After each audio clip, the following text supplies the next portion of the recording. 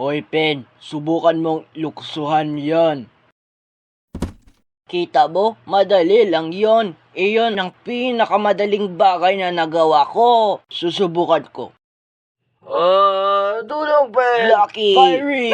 Pencil! Bubble! Livy! Icy! Higante!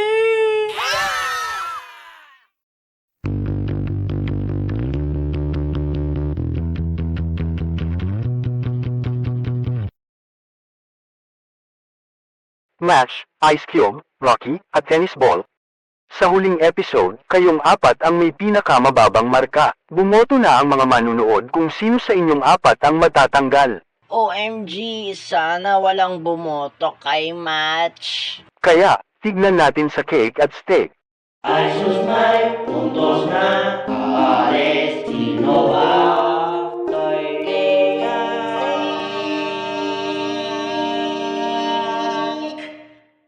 Natatakot ako. Sa pagkakataong ito, nakakuha tayo ng 158 boto. Mayroon akong 10 hiwa ng cake. OMG, di ba yan fruitcake? Yon ay isang masamang pagpipilian para sa isang cake. I mean, bakit mo gagawin yon? Tama si Match, walang gusto sa fruitcake. Tahimik. Kaya, mayroong 10 hiwa. Kinakatawan nila ang iyong kaligtasan sa labanan. Para lang sa ngayon, matatanggal ang taong walang natanggap na cake.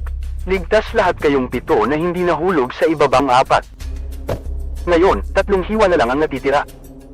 Ice Cube, sa 9 na boto, ligtas ka. Tennis Ball, sa 34 na boto, ligtas ka rin. Yay! 1 hiwa na lang ng cake ang natitira. Ipapakita ko na ang mga boto.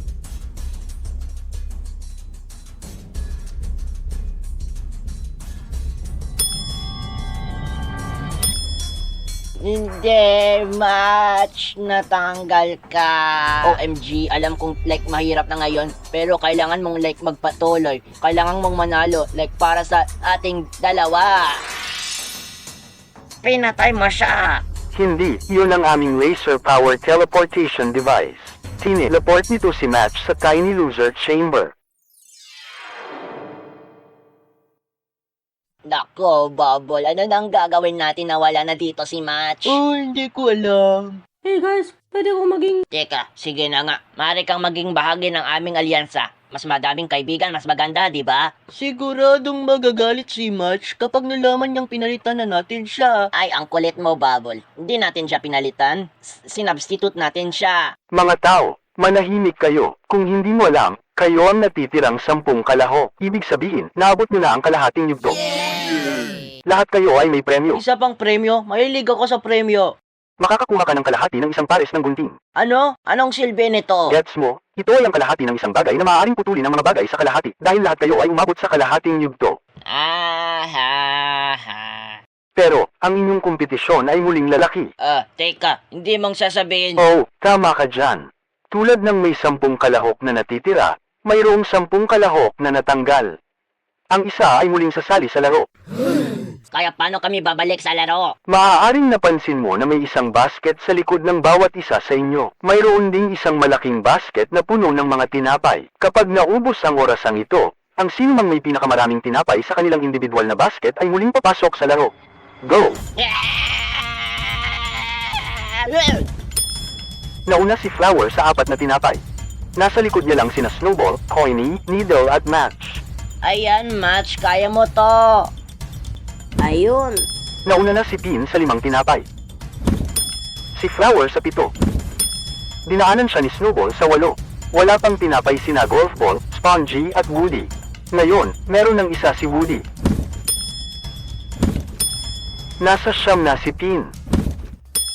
Sina Flower at Snowball ay parehong nasa 11. Aba, si Spongy ay agad na nagdadala ng 12 tinapay. Siya na ngayon ang nauuna. Ano? Niloloko mo ba ako? Nako, nalulunod ako. Tola. Si Needle ay nasa 12. Si Match, 13. Si Pin, 14. Si Flower, 15. Si Snowball ay nauna na may 16. At si Golf Ball, isa pa lang. Yan, kaya mo to, Golf Ball.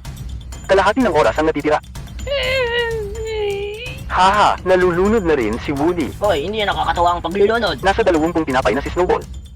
Sina Flower at Teen ay parehong nasa 18. At sina Needle at Golf Ball ay nalulunod. Grabe, bakit ang daming nalulunod? Quicksand ba ito? O ano? Nagdadala si Spongy ng 12 ng panadero sa pagkakataong ito. Ngayon, nauuna na siya. Ano? Niloloko mo ba ako? OMG, Match, dalian mo. Dali, bilis. Sige.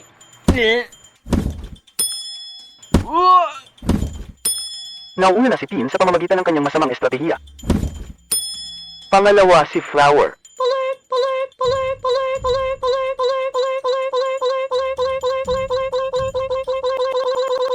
Parehong nauuna sina Snowball at Teen.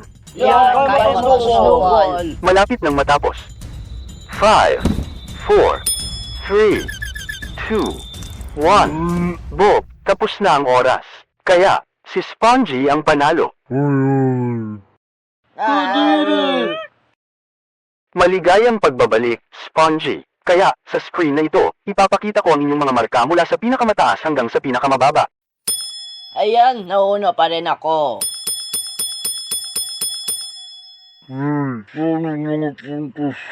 Sa paligsahan ng tinapay, nakakuha ka ng 38 tinapay, kaya ang iyong marka ay 38. Sa huling episode, parang di gaanong maayos ang screen namin. Siguro naayos na namin. Teka, nakalimutan ko. Sinulit ang sasailim sa elimination? Well, sa pagtatapos ng episode na ito, ang 4 na tao na may pinakamababang marka ay isa sa ilim sa elimination. O ayaw kong mahulog sa babang 4. Hindi mo talagang gugustuhin. Sa sinabi na, sino ang gusto ng 15 bonus points? Ibigay mo sa akin, kailangan ko ito. Narito ang aking koleksyon ng Holland. Makakakuha ka ng 15 puntos kung makukuha mo ito sa loob ng itong 3 metrong malalim na vat ng hydrochloric acid.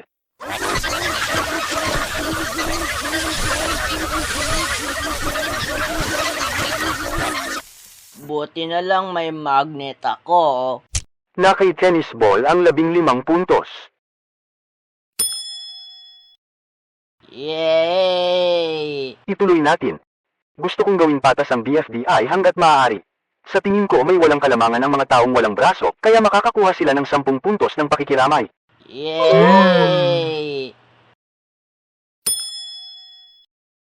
Huwag kahit isipin mo yon, Eraser. Oras na para sa ika-14 na paligsahan. Yan ay... Hoy, linya ko yan! Luksuhan nyo ang mga hadlang.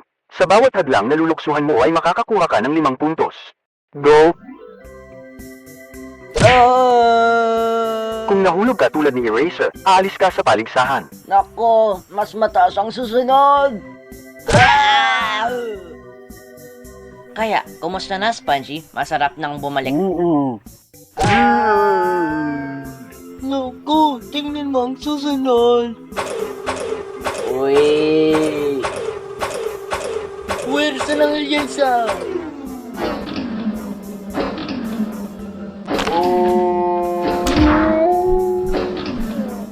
Naku, tingnan mo ang susunod.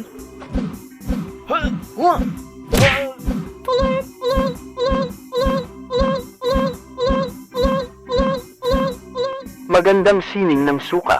Naku, tingnan mo ang susunod. Tama na yan, Bubble. Siguro tama ka. Sige, susuko ako. At tapos na. Ngayon, aayusin na natin ang mga marka.